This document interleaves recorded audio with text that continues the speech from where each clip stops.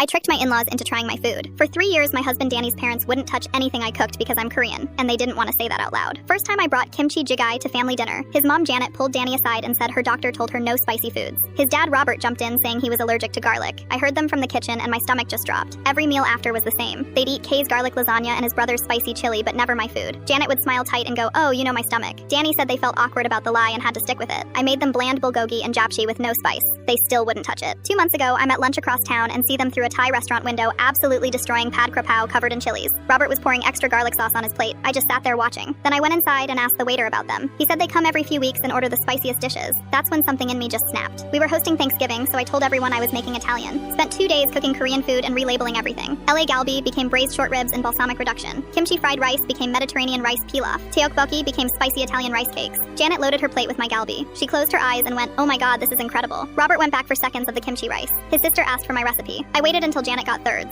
until Robert said this was the best Thanksgiving we'd ever had. Then Janet started going on about how she wished she could eat adventurous foods, but her poor stomach couldn't handle different spices. I put my fork down. "Actually, Janet, those short ribs are galbi. That rice is kimchi fried rice. Everything you ate tonight is Korean." The table went completely silent. Robert's face turned red. "What are you talking about?" I pulled out my iPhone and showed everyone the photo from the Thai restaurant. "You're not allergic to anything. You just didn't want to eat Korean food." Danny's brother started laughing. "Wait, you lied for 3 years and just ate 3 plates of it?" Janet stood up so fast her chair scraped loud against the floor. She grabbed her purse. "We're leaving right now." Danny blocked the doorway. "You owe her an apology." Janet's hands were shaking. "I don't have to explain myself." Danny's voice went ice cold. "Apologize or leave and don't come back." Kay tried to speak, but Danny's brother told her to shut up. Janet looked around the table, then at me. Her mouth opened, but nothing came out. She pushed past Danny and walked out. Robert followed her without saying a word. We heard their car peel out of the driveway. Danny's aunt broke the silence. "Well, I always thought those allergies were convenient." His brother made himself another plate. "For the record, this is dead-ass the best Thanksgiving food in years." Next morning, Janet called Danny screaming. Said I humiliated her and he needed to make me apologize. Danny told her he saw the restaurant photo and hung up on her. She called back 6 times. He blocked her number. 3 days later, we ran into them at Whole Foods. Janet saw us first and grabbed Robert's arm, trying to turn around, but we were blocking the aisle. I walked my cart right up to them and just stared at Janet until she looked away. Robert tried to say something, but his voice cracked. They abandoned their cart and walked out of the store. Danny squeezed my hand. "You know what's crazy? That galbi was better than the stuff at Mom's favorite Korean restaurant downtown." I looked at him confused. He grinned. "Yeah, she's had a favorite Korean spot for like 10 years. She just never wanted you to know." Week later, Danny's aunt called. Said Janet tried to host a family dinner and only 4 people showed up. When Janet served pot roast, Danny's cousin asked if it was secretly Korean and everyone went quiet. Janet hasn't hosted since.